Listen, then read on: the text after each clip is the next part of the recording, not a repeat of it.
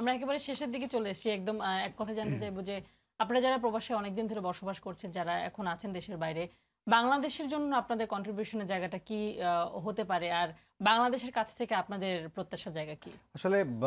বাংলাদেশের জন্য কন্ট্রিবিউশন এটার জন্য রাষ্ট্রকে অনেক দূর আগে আসতে হবে আপনি আজকে ইন্ডিয়ার অবস্থাটা যদি দেখেন সফটওয়্যার রপ্তানিতে তাদের যে অবস্থান তার মেজর রোল প্লে করছে NRI I mean non residents ইন্ডিয়ানরা আর আমাদের এনআরবিসদের ভিতরে অনেক প্রতিভাবান আছেন এই আপনারা হয়তো জানেন যে বাংলাদেশের একটা অ্যাটমিক পাওয়ার প্ল্যান্ট হচ্ছে আমি জানি হ্যানফোর্ড যে অ্যাটমিক ল্যাবরেটরি সেই ল্যাবরেটরির security incharge I mean not the physical security the reactor security reactor security সেটার ইনচার্জ ছিলেন একজন বাঙালি ভদ্রলোক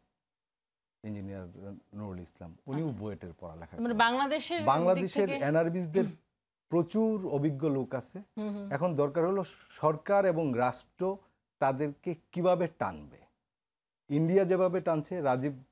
গান্ধী যেভাবে ইন্ডিয়াকে সফটওয়্যারে আপরাইজ করলো ঠিক একইভাবে বাঙালি এক্সপার্টদেরকে বাংলাদেশে আনতে হবে তাদেরকে একটু সম্মান দিতে হবে আর এবং সুযোগ দিতে হবে আচ্ছা আপনি একদম ছোট করে বলবেন যে ইতালিতে বাংলাদেশিদের কর্মসংস্থানের জায়গাগুলো কোথায় কোথায় রয়েছে কর্মসংস্থানের জায়গা প্রত্যেকটা ক্ষেত্রে থাকলেও আমার একটা মানে বিশেষ সেক্টর ব্যাপারটা আমি একটু বলবো সেটা হলো নার্সিং আচ্ছা এই জিনিসটা অনেকেই জানে না সেটা আমি মেডিকেলে যখন ছিলাম কিছুদিন ওখান থেকে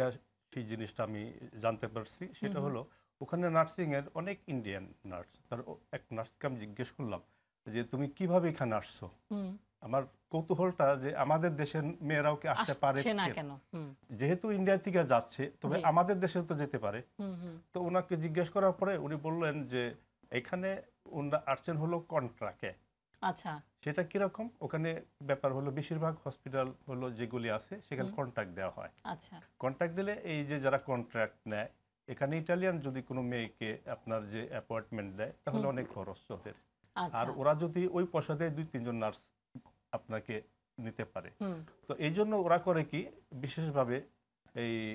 ইন্ডিয়ানদেরকে ওরা পছন্দ করে আচ্ছা তো বাংলাদেশিরা নিশ্চয়ই অনেক ভালো করতে পারে নার্সিং পেশাতে এই জিনিসটা আমার অনুরোধ থাকবে সরকারের কাছে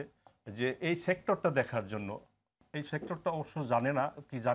জানে না এটা রাষ্ট্রদূতের মাধ্যমে এই জিনিসগুলিকে তাদেরকে একটু ইন্টারন্যাশনাল এবং মানে ট্রেনিং গুলো দিয়ে আমি ব্যক্তিগতভাবে আমি চেষ্টা করব রাষ্ট্রদূতকে এই ব্যাপারটাকে অভিহিত করার জন্য আমরা আশা করব নিশ্চয়ই আপনারা যেটা চাচ্ছেন যে শীর্ষে চলে যাবে বাংলাদেশ আপনাদের দুজনকে অসংখ্য ধন্যবাদ আমাদের অনুষ্ঠানে আসার জন্য আপনাকেও ধন্যবাদ দর্শক এতক্ষণ দেখছেন স্টার গোল্ড গ্রুপ সীমানা পেরিয়ে অনুষ্ঠান আমাদেরকে আপনার মতামত বা তথ্য জানাতে ইমেল করুন এই ঠিকানায় সীমানাপেরিয়ে@rtbd.tv আগামী পর্বে আবার দেখা হবে সে পর্যন্ত ভালো থাকবেন সবাই ধন্যবাদ সবাইকে